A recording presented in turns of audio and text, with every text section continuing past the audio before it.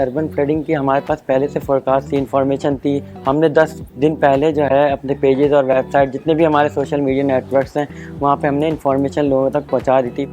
हम लोगों ने एक प्लेटफॉर्म बनाया हुआ है pakweather.com के नाम से, जहाँ पे हम weather updates, weather forecast, predictions और रेन मेजरमेंट्स, टेम्परेचर मेजरमेंट्स, ये हम सब जो है पूरे पाकिस्तान से कलेक्ट करते हैं, गैदर करते हैं अपना डेटा, और पेजेस पे और वेबसाइट पे हम ये सारा डेटा गैदर करके डाल रहे होते हैं। दुनिया भर में ये होता है कि जब गवर्नमेंट की डिजिग्नेटेड बॉडी होती है, यानी वर्ल्ड मेट्रोलॉजिकल ऑर्गेनाइजेशन है पूरे वर्ल्ड लेवल पे, तो उसके तहत जितने ममालिक में महकमा मौसमियात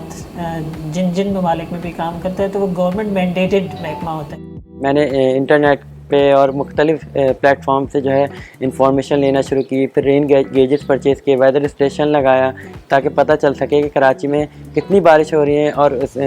आइंदा आने वाले दिन में क्या क्या चेंजेस आ सकती हैं। तो इस हवाले से मैंने एक पूरा नेटवर्क बनाया जो अल्हम्दुलिल्लाह पाकिस्तान के ओवरऑल 20 सिटीज़ में फैला हुआ है। मैं अकेला चला था, अब मेरे साथ काफ़ी सारे मेंबर्स हैं, तो हम लोग पहले से लोगों को आगाह कर देते हैं ताकि उनको आने वाले दिनों में परेशानी फेस ना करनी पड़े।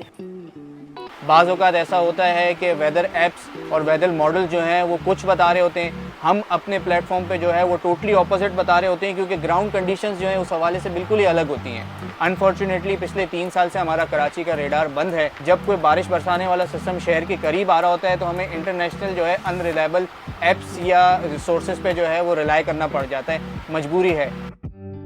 जैसे ये पिछले कराची में हैवी बारिशें हुई हैं, बहुत हैवी स्पेल्स हुए हैं, तो अगर हमारे पास वो